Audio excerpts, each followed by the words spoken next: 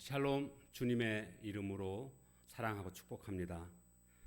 오늘 우리가 함께 나눌 말씀 본문은 열왕기상 17장 1절에서 16절까지입니다. 길앗에 우거하는 자 중에 디셉 사람 엘리야가 아합에게 말하되 내가 섬기는 이스라엘의 하나님 여호와께서 살아계심을 두고 맹세하노니 내 말이 없으면 수년 동안 비도 이슬도 있지 아니하리라 하니라. 여호와의 말씀이 엘리야에게 임하여 이르시되 너는 여기서 떠나 동쪽으로 가서 요단 앞 그릿 시냇가에 숨고 그 시냇물을 마시라. 내가 까마귀들에게 명령하여 거기서 너를 먹이게 하리라. 그가 여호와의 말씀과 같이 하여 곧 가서 요단 앞 그릿 시냇가에 머물매 까마귀들이 아침에도 떡과 고기를 저녁에도 떡과 고기를 가져왔고 그가 시냇물을 마셨으나 땅에 비가 내리지 아니하므로 얼마 후에 그 시내가 마르니라. 여호와의 말씀이 엘리야에게 임하여 이르시되 너는 일어나 시돈에 속한 사르밧으로 가서 거기 머물라. 내가 그곳 과부에게 명령하여 네게 음식을 주게 하였느니라. 그가 일어나 사르밧으로 가서 성문에 이를 때에 한 과부가 그곳에서 나무 가지를 줍는지라. 이에 불러 이르되 청하건대 그릇에 물을 조금 가져다가 내가 마시게 하라. 그가 가지러 갈 때에 엘리야가 그를 불러 이르되 청하건대 내 손에 떡 한 조각을 내게로 가져오라. 그가 이르되 당신의 하나님 여호와께서 살아 계심을 두고 맹세하노니 나는 떡이 없고 다만 통에 가루 한 움과 병에 기름 조금뿐이라. 내가 나뭇가지 둘을 주어다가 나와 내 아들을 위하여 음식을 만들어 먹고 그 후에는 죽으리라. 엘리야가 그에게 이르되 두려워하지 말고 가서 내 말대로 하려니와 먼저 그것으로 나를 위하여 작은 떡 한 개를 만들어 내게로 가져오고 그 후에 너와 내 아들을 위하여 만들라. 이스라엘 하나님 여호와의 말씀이 나 여호와가 비를 지면에 내리는 날까지 그 통에 가루가 떨어지지 아니하고 그 병에 기름이 없어지지 아니하리라 하셨느니라.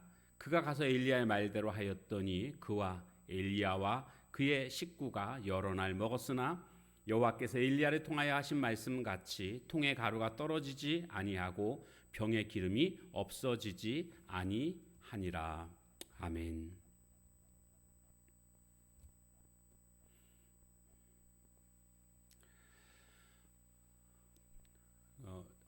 우상 숭배로 인해서 하나님께서 크게 노하셨습니다. 그래서 이스라엘 땅에 가뭄을 주시는 내용이 나오고 있습니다. 이것은 죄에 대한 하나님의 심판이라고 말할 수가 있습니다. 특별히 바알 신이 비와 농사의 신이었거든요. 그런데 비가 내리지 않는다라는 것은 바알 신의 어떤 무력함을 드러내는 그러한 일이기도 했습니다. 오늘 본문에 나오면 하나님께서 엘리야를 아합에게 보내시는 모습을 보게 됩니다. 이제 드디어 엘리야 선지자가 나왔습니다. 그리고 아합 왕이 등장하고 있습니다. 엘리야가 아합한테 가서는 말을 하기를 내 말이 없으면 수년 동안 비도 이슬도 내리지 않을 것이다. 이렇게 호련히 말을 하고는 이제 엘리야가 떠나게 됩니다. 그랬더니 진짜 비가 오지 않습니다. 하나님께서는 엘리야에게 명하십니다. 너는 저 그릿 시냇가로 가서 거기에 그 시냇물을 마시고 살아라. 그리고 너에게 먹을 것은 까마귀를 통해서 너에게 먹을 것을 제공해 주겠다. 이렇게 말씀하십니다. 아니 사람이 까마귀한테 도움을 받는 게 말이 됩니까? 까마귀가 사람을 먹여 살린다는 겁니다. 아니 사람이 까마귀를 먹여 살려야죠. 상식적으로 이해가 되지 않는 그런 말씀입니다. 그러니까 이 하나님의 말씀에 엘리야가 따르기 위해서는 믿음이 요구되는 그런 상황입니다. 엘리야는 하나님을 믿는 하나님의 사람이었고 그래서 그는 하나님의 말씀에 그대로 순종하게 됩니다. 그래서 그릿 시냇가에서 물을 마시는데 아침 저녁으로 떡과 고기를 까마귀가 물어다가 줍니다. 이제 놀라운 기적을 경험하게 됐죠. 그가 순종했더니 하나님의 일하심을, 하나님의 기적을, 하나님의 은혜를 체험했다라는 것이 중요한 사실입니다. 하나님은 그때도 까마귀로 그렇게 공급해 주셨거니와 오늘날에도 하나님은 또한 까마귀와 같은 사람들을 통해서 아니면 다른 어떤 상황을 통해서 여전히 도움이 필요한 우리에게 도와주시는 하나님이시다라는 것을 우리는 또한 알아야 되겠습니다. 그곳에서 그렇게 지냈는데 문제는 뭡니까? 비가 오지 않고 이슬도 오지 않습니다. 그러니까 그릿시냇가도 얼마 가지 않아서 말라 없어지게 됩니다. 먹을 물이 없는 거죠. 거기서 더 이상 숨어 살 수가 없습니다. 하나님께서는 또다시 말씀하십니다. 이제는 시돈에 속해 있는 사르밧이라는 곳으로 가서 거기에서 과부를 통해서 너에게 먹을 것을 제공해 줄 테니까 그리로 가라, 이렇게 말씀하십니다. 이것도 역시 엘리야 입장에서는 그 명령에 순종하는 것이 쉽지 않은 일이었습니다. 왜냐하면 가라는 곳이 어디입니까? 사르밧, 시돈, 거기는 바알의 본거지입니다. 그렇기 때문에 그곳 땅을 간다는 것 자체가 엘리야에게는 굉장히 받아들이기 어려운 그러한 명령이었습니다. 그리고 이왕이면 좀 부자에게 가서 너는 공개를 좀 받아라, 이렇게 말씀하시면 기쁜 마음으로 가겠는데, 과부는 뭡니까? 가장 살기 어려운 그런 빈민층이라고 할 수 있지 않겠습니까? 이 과부한테 가서 너는 공개를 받으라고 이렇게 말씀하실 때에 마음이 썩 내키지 않는, 가고 싶지 않은 그러한 상황이었습니다. 그럼에도 불구하고 엘리야는 말씀대로 순종해서 사르밧으로 갑니다. 갔더니 어떤 일이 벌어집니까? 실제로 나뭇가지를 줍고 있는 한 과부를 만나게 됩니다. 그에게 물을 좀 먼저 달라고 하고, 아마 목이 말랐겠죠. 그리고 나서는 음식을 좀 달라고 요청을 합니다. 그러자 이 과부가 얘기하죠. 통에 가루 한 움큼과 병에 기름 조금 있는데 이거 가지고 마지막으로 아들과 함께 식사를 하고, 그리고 더 이상 먹을 것이 없어서 이제는 굶어 죽을 수밖에 없습니다. 이게 마지막 식사입니다 라고 얘기를 하죠. 그러니까 엘리야가 걱정하지 말고 나한테 먼저 떡 하나를 만들어서 나에게 주고 그렇게 하라. 그러면 비가 오기 전까지, 비가 올 때까지, 그때까지 계속 통에 가루가 떨어지지 않을 것이고 병에 기름도 떨어지지 않을 것이다, 이렇게 말을 합니다. 보통의 상황이라고 한다면 이 말을 믿을 수 있겠습니까? 아니, 어떻게 통에 가루가 없어지지 않고 병에 기름이 떨어지지 않는다, 이게 말이 됩니까? 상식 밖의 말입니다. 그럼 어떤 식으로 생각을 하겠습니까? 이 사람이 나를 사기치는 거구나, 이렇게 생각할 수 있는 그런 상황입니다. 그러나 이 과부는 엘리야 선지자의 말을 믿었습니다. 그리고 엘리야 선지자의 요구대로 순종했습니다. 그랬더니 어떻게 됐습니까? 실제로 통의 가루가, 병의 기름이 떨어지지 않아서 계속 먹을 수 있게 됐다라는 그런 내용이 되겠습니다. 오늘 여기서 우리는 엘리야의 순종의 모습도 볼 수 있고, 이 과부, 사르밧 과부의 모습에서도 순종의 모습을 우리는 발견하게 됩니다. 둘 다 상식적으로 이해되지 않는 상황이었습니다. 그럼에도 불구하고 엘리야도 순종했고 이 사르밧 과부도 순종했습니다. 그들의 순종 결과가 뭐였냐 보니까 하나님의 능력의 기적이었습니다. 엘리야도 기적을 경험했고 사르밧 과부도 기적을 경험했습니다. 그러니까 기적 앞에는 반드시 순종이 먼저 온다라는 것을 알 수가 있습니다. 순종이 있어야만 기적을 경험할 수 있다라는 것입니다. 근데 우리는 순종하지는 않고 자꾸 기적을 경험합니다. 이것은 욕심입니다. 절대로 순종이 없는데 기적을 경험한다? 이거는 말이 안 됩니다. 그러면 순종이라는 것은요, 언제 순종을 해야 되느냐? 지금 엘리야도 그렇고 이 사르밧 가보도 그렇고 그들의 상황이 참으로 어려운 상황이었습니다. 어려운 상황이 되면요, 그때가 진짜 믿음인지 가짜 믿음인지가 드러나게 됩니다. 진짜 믿음은 순종하는 것이고 가짜 믿음은 순종하지 못합니다. 여러분, 내가 돈이 많을 때 하나님이 나에게 너 나한테 10,000원만 갖고 와라. 그러면 얼마든지 10,000원 드릴 수 있습니다. 그런데 돈이 없어요.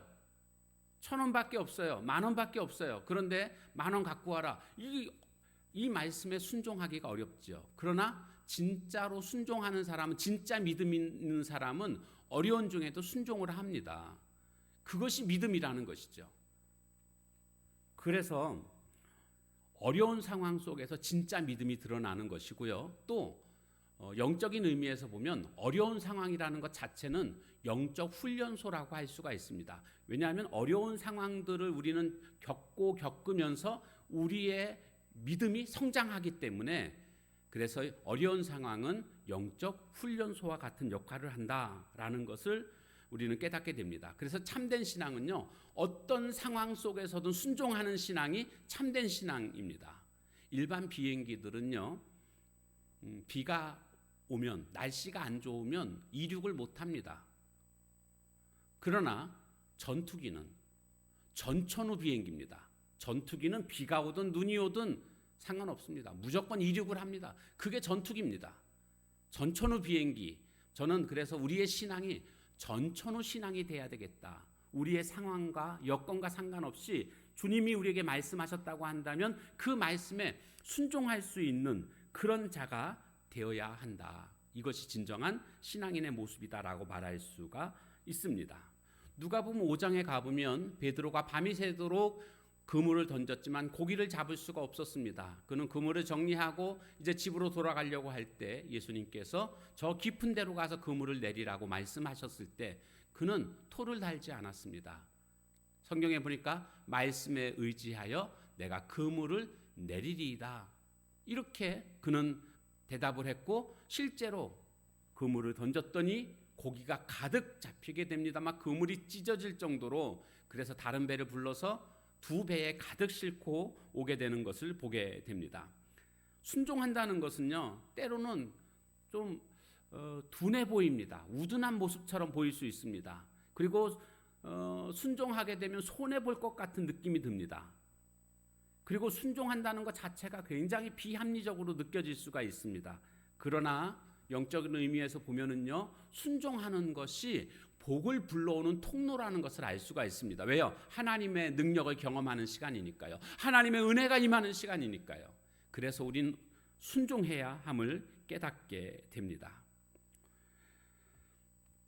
하나님은 오늘날도 자기 백성을 하나님의 방법으로 보호하시고 인도하십니다. 그 하나님의 방법이라는 것이 때로는 이렇게 기적을 통해서 하나님은 하나님의 백성들이 지키시고 보호하시고 복을 주십니다. 어떤 자가 이 기적을 경험할 수 있을까요? 이 은혜를 경험할 수 있을까요? 하나님의 말씀 앞에 순종하는 자입니다.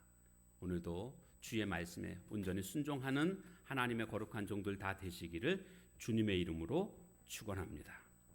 함께 찬양하겠습니다.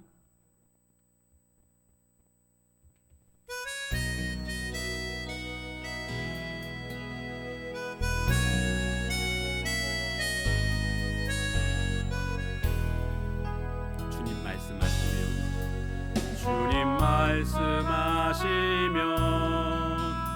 내가 나아가리다. 주님 뜻이 아니면 내가 멈춰서리다. 나의 가고 서는 것 주님 뜻에 있으니 오 주님 나를 붙드소서. 주님 말씀하시면 내가 나아가리다. 주님 뜻이 아니면 내가 서서리다. 나의 가고 서는 것 주님 뜻에 있으니 오 주님 나를 이끄소서. 뜻하신 그곳에 나 있기 원합니다. 이끄시는 대로 순종하며 살리니 연약한 내 영혼 통하여 일하소서. 주님 나라와 그 뜻을 위하여 뜻하신 그곳에 나 있기 원합니다. 이끄시는 대로 순종하며 살리니 연약한 내 영혼 통하여 일하소서. 주님 나라와 그 뜻을 위하여 오 주님 나를 이끄소서.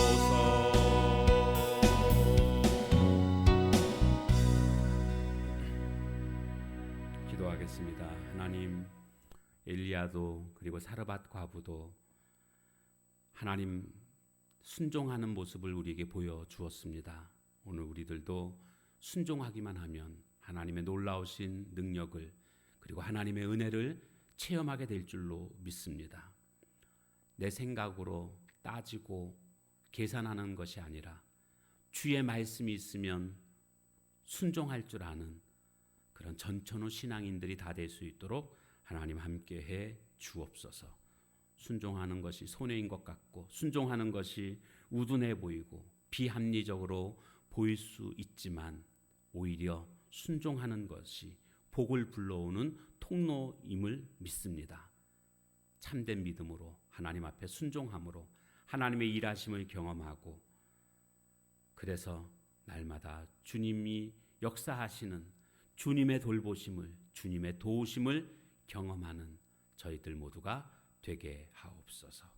예수님의 이름으로 감사하며 간절히 기도하옵나이다. 아멘. 주신 말씀 붙들고 함께 같이 기도하는 시간 갖도록 하겠습니다.